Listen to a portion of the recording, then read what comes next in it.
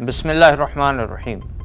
ناظرین، جب بھی کبھی پاکستان میں مذہبی جماعتیں کسی پلیٹ فارم پر یا کسی نقطے پر متفق ہونے لگتی ہیں اور یہ نظر آنے لگتا ہے کہ مختلف مکاتب فکر کے علماء اب علمی و نظریاتی کاموں میں مشغول ہونے لگے ہیں، فوراً ہی کوئی نہ کوئی فتنہ سر اٹھاتا ہے۔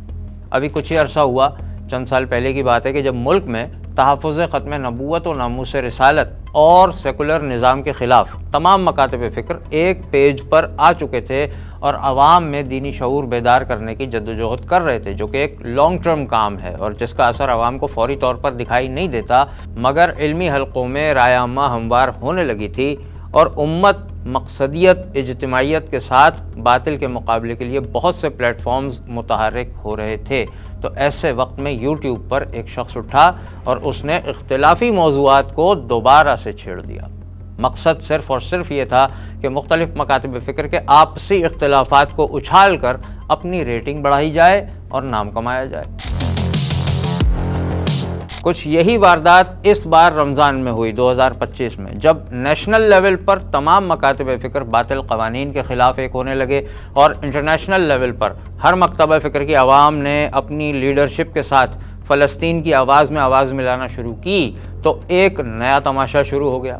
ارشاد بھٹی نامی صحافی کو رمضان میں مذہبی ریٹنگ لینے کا شوق ہوا۔ انہوں نے بھی ریٹنگ کے لیے اختلافی موضوعات کا انتخاب کیا۔ سب سے پہلے یہ صاحب گئے انجینئر محمد علی مرزا کے پاس، جو کہ اپنی بے باک زبان، عامیانہ لہجے اور کنٹروورسیز کی وجہ سے نوجوانوں میں سنا جاتا ہے۔ اس نے کہا کہ روحانی طور پر حضرت علی پہلے خلیفہ ہیں، جبکہ سیاسی طور پر ابو بکر صدیق پہلے خلیفہ ہیں۔ اس کے بعد ارشاد بھٹی صاحب نے بریلوی، دیوبندی، تبلیغی، اہل حدیث، تمام مسالک کے سوشل میڈیا پر شہرت رکھنے والے رہنماؤں کے پاس جا جا کر ان مسائل کو پھر سے اٹھانا شروع کر دیا جو کہ اب تمام لوگ کافی پیچھے چھوڑ چکے تھے، اور یہ سب کچھ اس لیے تاکہ پوڈ کاسٹ مسالے دار ہو اور عوام چسکے لے سکے۔ سر، یہ اہل حدیث فرقہ کہاں سے آ گیا ہے؟ اس کا مقصد کیا ہے؟ صحابہ جو رسول اللہ صلی اللہ علیہ وسلم کے صحابی ہیں، ان میں سے کون تھا بریلوی، کون تھا دیوبندی، کون تھا وہابی، کون تھا حنفی؟ سر، مولانا اسحاق صاحب کو سن رہا تھا، وہ کہہ رہے تھے کہ آپ کی کتاب خطبات جمیل میں زیادہ تر 90% من گھڑت ہے خطبات جمیل میں، تو مولانا اسحاق جیسا عالم یہ کہنے پر کیوں مجبور ہے؟ جنید جمشید مرحوم سے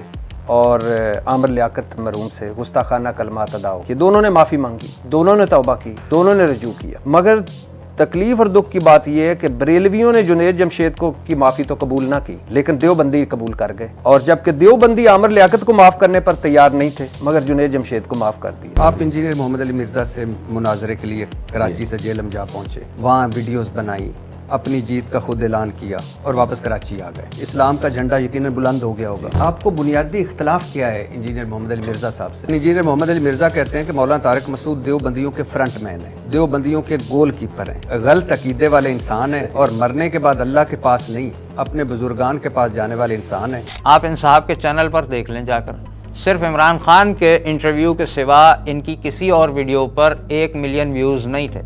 اب علماء کے ساتھ جو پوڈ کاسٹ کیے ہیں تو ہر پوڈ کاسٹ تقریباً 1-2 ملین کراس کر چکا ہے۔ مرزا اور ارشاد بھٹی جیسے لوگوں کے لیے صرف اور صرف ایک چیز اہم ہوتی ہے، اور وہ ہوتی ہے کنٹروورسی، یعنی متنازع موضوعات، متنازع معاملات، متنازع سوالات۔ جتنی زیادہ کنٹروورسی ہوگی اتنے ہی زیادہ ویوز ہوں گے، اور جتنے زیادہ ویوز ہوں گے اتنی ہی شہرت زیادہ ہوگی، اتنی ہی کمائی زیادہ ہوگی۔ دین کو نقصان ہو، ملک میں انتشار پھیلے، مسلمانوں میں فرقہ واریت پھوٹ پڑے، یہ سب ہونے سے ان لوگوں کو فائدہ ہی پہنچتا ہے۔ ایسے لوگوں کو فرقہ واریت پھیلانے کا مجرم سمجھنا چاہیے یا حق بیان کرنے والا کہہ دینا چاہیے؟ اب سب جانتے ہیں کہ متنازع سوال کرنا اور مخالفین کے لیے کسی کے منہ سے کوئی سخت الفاظ نکلوا لینا ان کا مقصد ہوتا ہے تاکہ مزید تنازعات اور کنٹروورسی پیدا ہو، دوری پیدا ہو جائے۔ جتنی زیادہ کنٹروورسی، روٹی روزی لگی رہے گی۔ دوسری طرف ہمیں ان تمام اہم شخصیات سے بھی سخت شکوہ ہے جنہوں نے ارشاد بھٹی کا مقصد پورا کر دیا جانے انجانے میں۔ ان کو چاہیے تھا کہ وہ اختلافی سوالات کے جواب دینے سے پہلے ہی یہ بات سمجھ لیتے کہ یہ سب ایک چال ہے جس سے ملک میں دوبارہ فرقہ واریت کی فضا پیدا ہوگی، جو امت مسلمہ اور وطن عزیز کے لیے خطرناک ثابت ہو سکتی ہے، اور علمی و نظریاتی کام پر اثر پڑے گا جو اصل میں دین و ملت کے لیے باعث رحمت و برکت ہوتا ہے۔ بجائے اس اہم بات کو سمجھنے کے کئی شخصیات نے ایسے جوابات دے دیے جو ارشاد بھٹی صاحب کو چاہیے تھے۔ تمام پوڈ کاسٹ صرف مرزا کے پیدا کردہ جاہلانہ اعتراضات اور سوالات پر مبنی تھیں۔ یہی دکھائی دے رہا تھا جیسے مرزا کی شہرت کو چار چاند لگانے کے لیے کوئی ایڈورٹائزمنٹ کیمپین چلائی جا رہی ہے۔ چاہیے تو یہ تھا کہ ہر مکتبہ فکر کا عالم یہ کہتا کہ ارشاد بھٹی صاحب مرزا کی طرف سے سوال کیوں کرتے ہو، اسے تو کتنی بار چیلنج کیا جا چکا ہے، کئی مرتبہ مناظرے کے لیے مشہور شخصیات وہاں گئی ہیں، مگر مرزا صاحب کا تو دروازہ ہی نہیں کھولا جاتا۔ جب وہ سامنے بیٹھے گا تو اسے جواب دے دیا جائے گا۔ کہنا تو یہ چاہیے تھا کہ تم ہو صحافی ارشاد بھٹی صاحب، لہٰذا اپنا پیشہ ورانہ فرض ادا کرو، ہم سے یہ فرقہ وارانہ سوالات مت کرو، ہم سے یہ سب پوچھنے کے بجائے یہ بتاؤ کہ اسلام کے نام پر بنے ہوئے ملک میں، پاکستان میں، غیر اسلامی قوانین جتنے ابھی باقی ہیں بنے ہوئے ہیں، ان پر پروگرام کب کرو گے؟ اسلامی معاشی نظام پر سود کے خاتمے کے لیے پوڈ کاسٹ کب کرو گے؟ میڈیا کے ذریعے فحاشی اور بے حیائی جو ہو رہی ہے، پھیلائی جا رہی ہے، ان کے ذمہ داروں کے خلاف کب اپنی ڈائری میں سوالات لکھ کر ہمارے پاس لاؤ گے؟ امت مسلمہ خاص طور پر فلسطین میں جو اس وقت قیامت ٹوٹی ہوئی ہے، اس پر ہمارے ملک کی حکومت اور قوت رکھنے والے اداروں سے سوال کرنے کی جرت کب پیدا کرو گے؟ انتشار پھیلانے کے بجائے ملک میں اسلامی نظام لانے کے لیے لوگوں کے پاس کب جاؤ گے کہ اس کا سولوشن کیا ہے؟ اگر آپ اب تک یہ ویڈیو دیکھ رہے ہیں تو آپ ہی بتائیے کہ کیا امت مزید تقسیم ہو کر ان جیسے لوگوں کے ہاتھوں کھلونا بننا افورڈ کر سکتی ہے؟ کیا پہلے ہی وقت نہیں آ چکا کہ ہم سب ہوش کے ناخن لیں؟ یاد رکھیے، ہم سب کی ذمہ داری ہے کہ سوشل میڈیا کے صحیح اور غلط استعمال میں فرق کو سمجھیں اور لوگوں کے ہاتھوں کھلونا بن کر ان کے ایجنڈا کو پورا کرنے کی غلطی نہ کریں، اور بحیثیت مسلمان دینی مقاصد اور ملت کی اجتماعیت کو داؤ پر نہ لگائیں۔